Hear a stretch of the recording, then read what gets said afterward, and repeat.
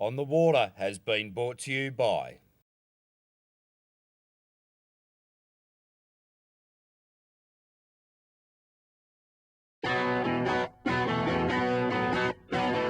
We are with David Staley, Yachting Victoria. How are you, mate? Welcome on the water. Thank you. Right, Access Dinghies, what's your involvement with them?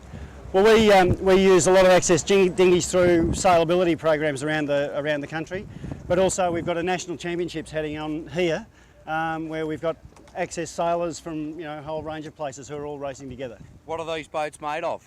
Well, they're all fiberglass boats. There's three main ones that we're sailing here, but there's also a plastic rotor-moulded boat that is used as well. Right, one of the ministers was down launching the brand new one. Tell us about that. Well, Access Dinghies have been around for a while and been used mainly by people who are learning to sail and trying it out for the first time. But Chris Mitchell from Access Dinghies, his latest boat, has just been selected as the two-person Paralympic class for Beijing. So that was the launch of the new Australian Paralympic class boat here today. That's an absolute boon for Yachting Victoria as well as for the industry, for Access Dinghies. Oh, well, look, it's really exciting. The boats come out of Victoria and Australia, and just fantastic that Australian boats been selected for the Paralympics. David, thanks very much for your time. We better go. The camera boys are starting to worry a bit. The rain's getting on the camera. We've got lightning in the background and they've got an umbrella up with a steel point. Sounds like a good idea. I think we might get them out of the weather, eh? Let's you and I go. Come okay, righto. All right, with us today down at Sailors with Disabilities, or the Access Dinghies, we have Paul Borg. Paul, welcome to On the Water. Oh, great to be here. It's great to have you here. You're the famous caveman, isn't that right? That's exactly right, yeah. Mate. You've got it in one. No. Yeah, they tell me some of your women there, you drag them around by the hair or something. Well, I have to, mate. Yeah, we won't go too far down that path, will we? So, tell us, mate, Sailors with Disabilities, what's your particular disability? Well, I'm blind. I didn't pay my electricity bill, so they shut the lights off on me. But I've been blind for the last 10 years, and someone introduced me to sailability. That's everyone could sail, not just disabled people, or not just blind people, but able-bods. And I reckon this is the best system ever brought out for everyone to sail together on the water, the sailability. And there's one just about every town in Australia. Absolutely magnificent. I see that the dinghies themselves are fairly unlikely to tip over. No, they won't tip over. We can put a complete quadriplegic in, and they won't tip over because of the leather keel, and they're a great system.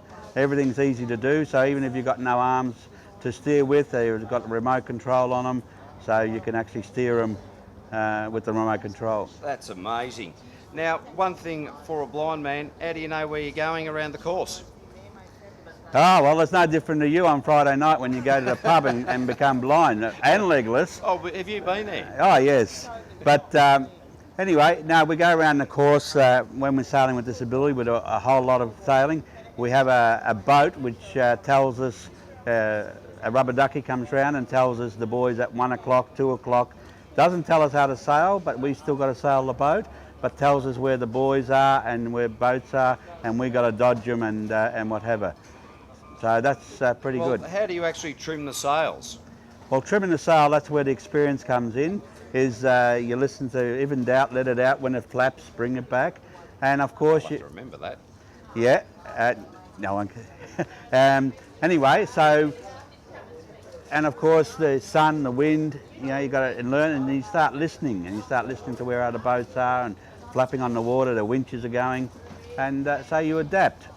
That's absolutely magnificent. One of the things that we did mention off camera was that you want to get a lot more people with blindness into the sport.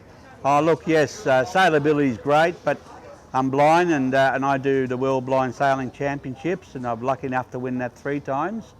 And but I want to encourage those who are seeing this video with this famous man here, the caveman. Look, just get in touch with me through Yachting Victoria, and of course it doesn't matter if you're interested in sailing. I could show you and tell you where to go to get on the water. The freedom is so wonderful, and anyone could do it. Don't give up. Disability, you got to take the dis out of it, and you got the ability. And that goes for any disability. If you want to get it on the water, do it. Don't just sit there feeling sorry for yourself. That's absolutely brilliant. Now, one of the things that I did notice on an outline of a piece of paper that was handed to me was that you were involved in the 1998 Hobart. Now, that was a monster year. Yes. How was that? That was a scary year. Look, I was 21 when I left. Look at me now. You know, we left about 120 odd boats left, and that was a sad year because we lost 6 of our sailors, you know, off the fleet. But Aspect Computing at the time, now they're known as CAS, the Sailors with Disability at Rushcutters Bay in Sydney, they take out any disability person with them, and they took me across, and I was a navigator, of course, and I said, go up the heads and turn right, and there you go, we made it. But all jokes aside, they do a wonderful job, and you know, we got there, we ended up first over the line in our division and ninth over the line and first in our division, sorry. And that's in the hardest Hobart race ever. It was very scary. And we all sort of send messages to our wives and loved ones, mistresses, you know, that we mightn't see them again. And that's how scary it was. It was a tough race, and we're all scared in that one. But there's the adventure of being able to do it. And everyone on the boat was disabled too, in different ways.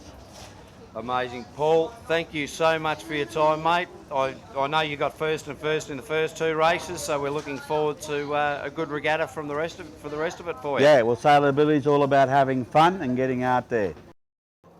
All right, here we are with Len from Wollongong, New South Wales. How are you, mate? Mate, what a brilliant day, eh? It is. Now tell us how you going in the series. Mate, it's hard. The winds were really strong, very gusty.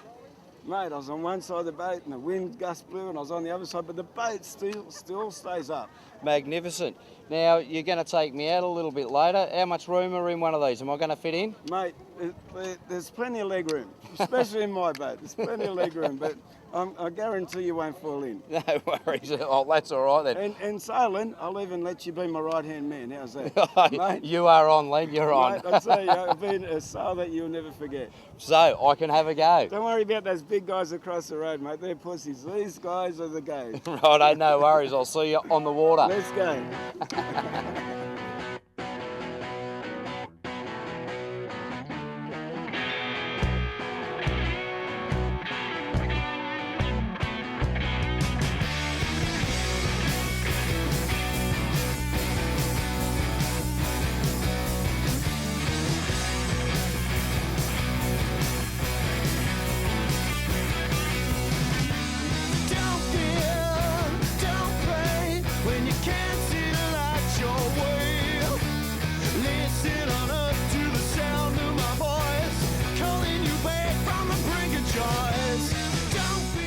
Mate, thank you. I can now say you're a qualified Access Dinghy sailor, and you can come and serve us anytime, buddy. You're on, Len. Thank you. Cheers, buddy.